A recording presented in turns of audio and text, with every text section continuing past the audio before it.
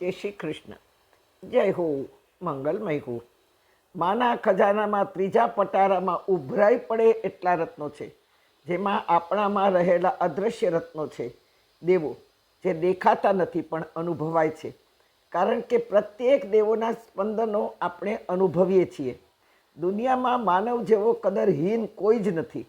વિશ્વના તમામ તત્વો, જેવા કે પશુઓ, પ્રકૃતિઓ, વૃક્ષો, વનસ્પતિઓ, ફૂલો, ફળો, તમામ વસ્તુઓ પણ માનવ હિતમાં, ઉન્નતિમાં, સ્વાસ્થ્યમાં, આપણી સેવામાં બધા જ હાજર થઈ જાય છે.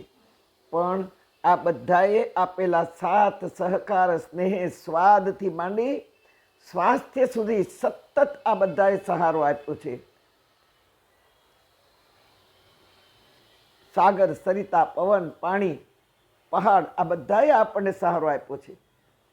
આ બધાને વાહવા કે પ્રશંસાની કાંઈ પણ રિટર્નની અપેક્ષા નથી. આપણું કામ કર્યાનો એમને આનંદ છે. આ બધાને વળી આ તમામ તત્વો, આ બધા જ તત્વો દેવોને વળગેલા છે. દેવોના આગ્રહથી જ તેઓ આપણા શરીરની અંદર જઈને આપણી ગંદકી સાફ કરે છે, આપણને સ્વસ્થ રાખે છે, આપણને શાંત રાખે છે, આપણને આનંદી રાખે છે, સ્મૃતિ આપણી જાગૃત રાખે છે, ભગીરથ પ્રયત્ન કરે છે. આપણામાં આ દેવો આ બધા તત્વોને લઈને બેઠા છે. માનવ આ અદૃશ્ય રહેલા દેવોને કદી જ યાદ કરતો નથી. પ્યાર કરવાની તો વાત જ નહીં, ઉપકાર માનતો નથી. તેથી આ અદૃશ્ય દેવો પણ અંદર અંદર ઘણીવાર અકળાય છે. એ લોકોની અકળામણ એટલે આપણી બેચેની, આપણું નિરાશ થવું, આપણું હતાશ થવું, આપણા કાર્યો પૂરા ન થવા, તેથી ગુસ્સે થવું, ક્રોધ આવવો. હા, અને એમાં પણ એક દેવ અકળાય તો બીજા બધા જ એને સાથ આપે.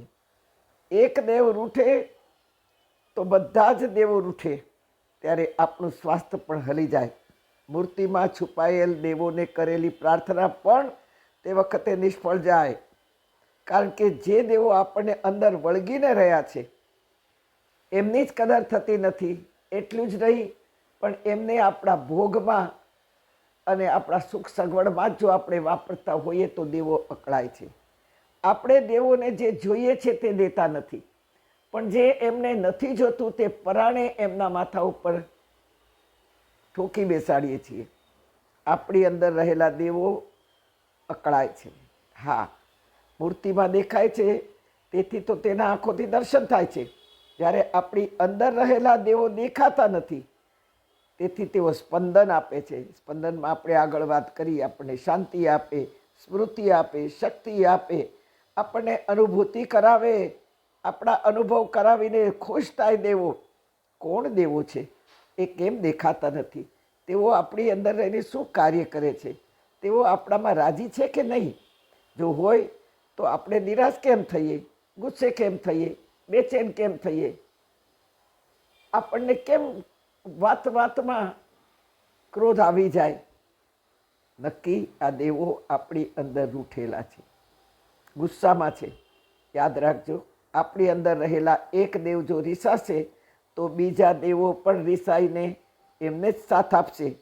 આપણને એટલે આપણે જીવાત્મા જેનું નામ આપણી ઉપર છપાયેલું છે આ શરીર ઉપર, એને સાથ નહીં આપે. આ બધી વાતો આપણે કાલે કરીશું, પણ તમે તત્પર છો ને સાંભળવા માટે? જો વચન આપો, તલ્લીનતાથી સાંભળતા હશો તો જ એ તમને ફળશે. કારણ કે આપણી અંદર રહેલા દેવો પણ આ સાંભળશે અને આપણને દરેક રીતે સાથ આપશે. આપણી નિરાશા, બેચેની, ઉદાસી, દરેકમાં બધા દેવો પાછા સાથે થઈ જશે સાથ આપવા માટે.